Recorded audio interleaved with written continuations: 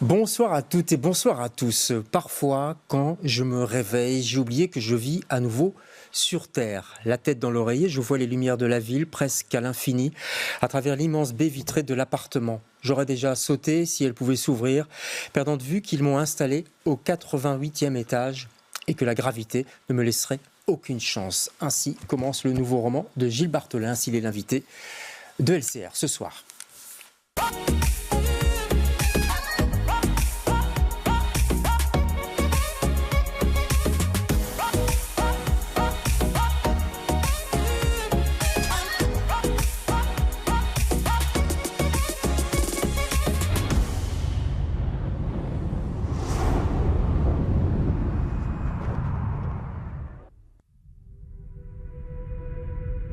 Every human being has a basic instinct to help each other out.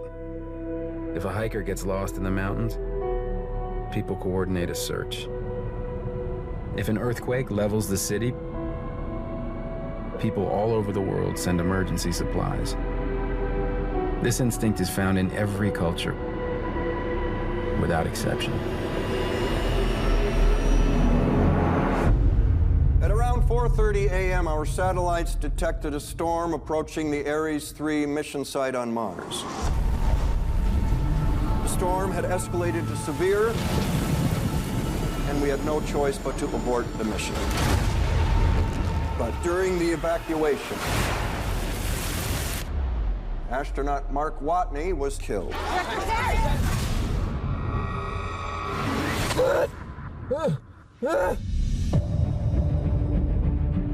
I'm entering this log for the record.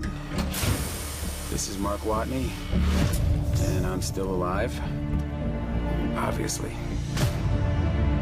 I have no way to contact NASA or my crewmates, but even if I could, it would take 4 years for another manned mission to reach me, and I'm in a hab designed to last 31 days.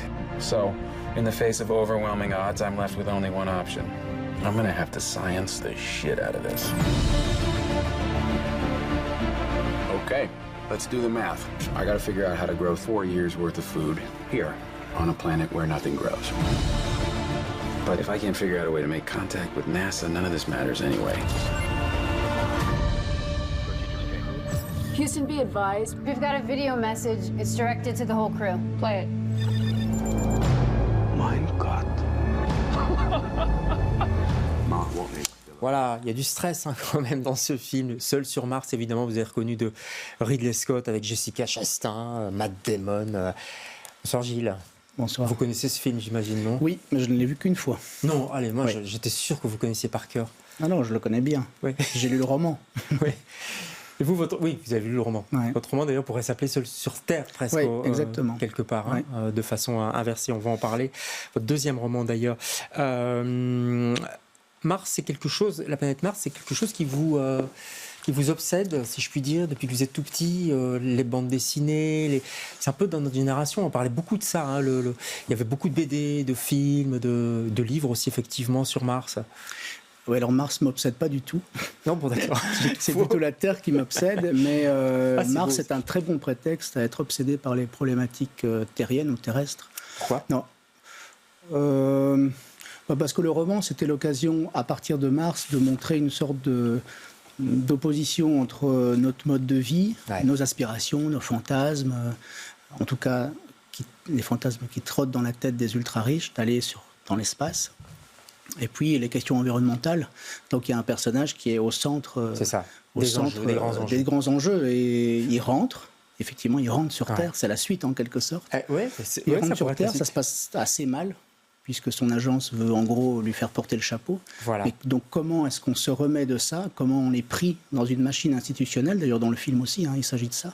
Est-ce qu'on va le ramener? Là, il est revenu, qu'est-ce qu'on va en faire? Non, qu'est-ce qu'on va en faire? Parce qu'il est Ouais. amnésique, en tout cas au début. Alors ça commence, il se souvient de tout, justement. Ouais. Alors les résolutions sont différées, mais en tout cas, il se souvient de tout. Et alors que la mémoire est en général une recherche, là, au contraire, c'est un obstacle. C'est un danger de se souvenir des choses. Ouais, alors on va tout faire justement pour pour le faire taire. Alors il y a c'est du thriller aussi, hein, puisqu'il y a une journaliste qui va un petit peu l'aider,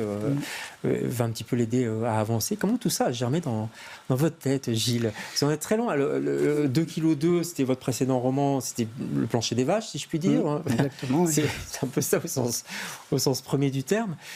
Ici, non. En même temps, je trouve, c'est de la science-fiction. Et science et fiction, c'est deux choses qui vous vont bien, finalement, à vous. Non, oui, alors c'est de la... Parce qu'il y a quelque chose de très scientifique aussi, ici. Oui, c'est probablement un goût pour les choses précises et documentées. Oui, c'est vrai.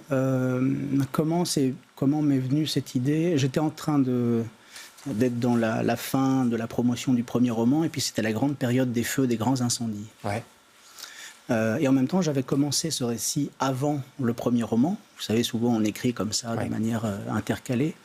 Et donc j'ai repris ce texte, et il m'a semblé évident de mettre en opposition en Californie, dans l'Ouest américain, qui est pris par des grands feux. Ça reprend d'ailleurs.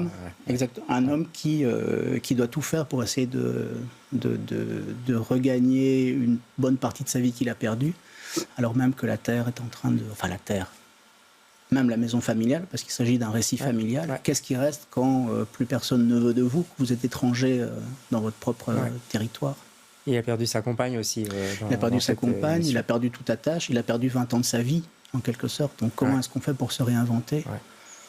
Alors, c'est terrible parce que c'est crédible, en fait, quelque part. Enfin, c'est à la fois de la science-fiction, je trouve que c'est extrêmement crédible. C'est l'idée, effectivement, qu'on essaye de développer des colonies sur Mars parce que la Terre va devenir invivable et on le voit, les températures vont monter, puis ça, voilà. Bon, c'est ce qu'on essaie de nous vendre pour le scénario de la planète B, oui. En tout cas, c'est un obstacle supplémentaire. Les imaginaires frauduleux, c'est quand même c'est des violences politiques. Donc, effectivement, c'est le futur, mais c'est pas futuriste. C'est-à-dire que par rapport au genre de la science-fiction, c'est un genre. Il y a une codification. Moi, j'ai pas particulièrement de familiarité avec ce genre. Donc, j'ai écrit de manière tout à fait, je dirais, classique ou habituelle, enfin naturelle. Mais il se trouve que comme c'est un type qui revient de Mars, forcément, ça doit être placé dans une sorte de futur. Et ce futur n'arrête pas d'être poussé, d'ailleurs. Donc on pourrait être dans les années 30. Mais je pense que quand on sera dans le futur, on sera toujours dans le présent. Donc pour le lecteur, je n'ai pas eu envie ni de faire des résolutions liées à des technologies qui ne sont pas encore en place, ni d'inventer un vocabulaire, en fait, ni pas trop jouer le jeu de la science-fiction. Donc on lit ça comme un roman qui se passe aujourd'hui. C'est ça qui est étrange, et c'est ça qui donne encore plus de force au réalisme, et c'est même de l'hyper-réalisme, je trouve. Il y a quelque chose de ça qu'on n'a pas dans les livres de science-fiction d'Amazo et d'autres, où effectivement il y a même carrément un langage ou une façon de voir le monde qui est différente. Chez vous, non, il y a quelque chose à la fois de scientifique, de rigoureux, et de concret et de présent.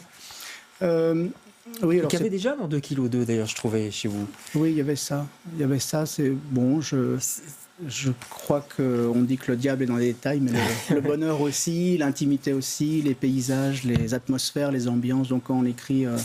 Mais vous êtes professeur, Gilles, d'anthropo, anthropologie, histoire anthropo à Lille.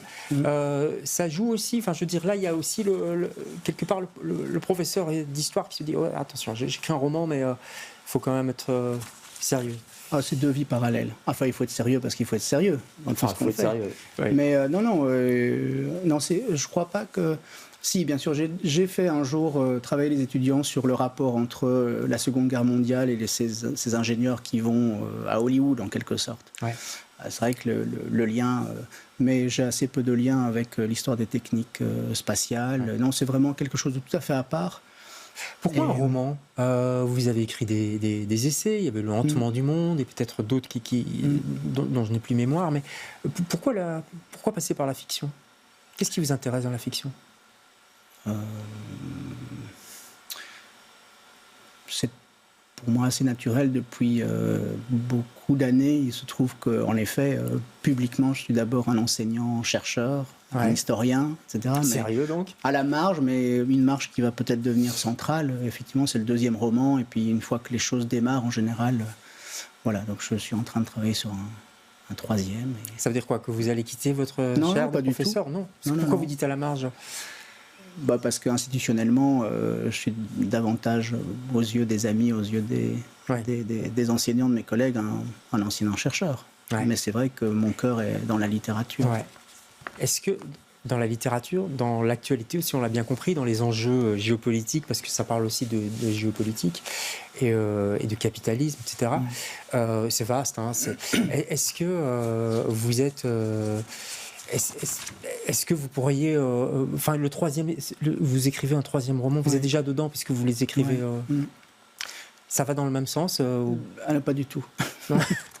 C'est ça qui est bien. Non, mais pour moi, évidemment, il y a une continuité qui se déroule davantage à l'échelle de l'écriture. Ouais.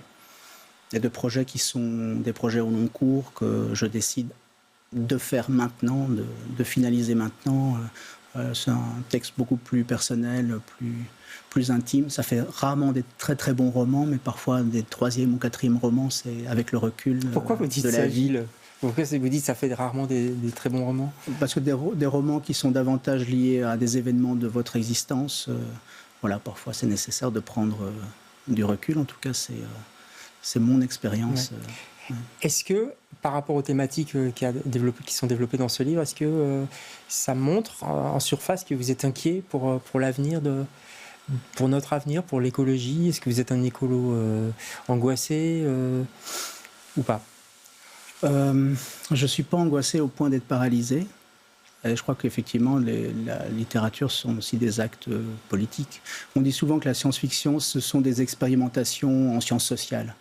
Ouais. Là, évidemment, c'est plutôt une exposition du monde contemporain dans lequel tout le monde peut se retrouver. Inquiet, oui, je suis inquiet, mais peut-être pour les enfants, parce qu'on a eu...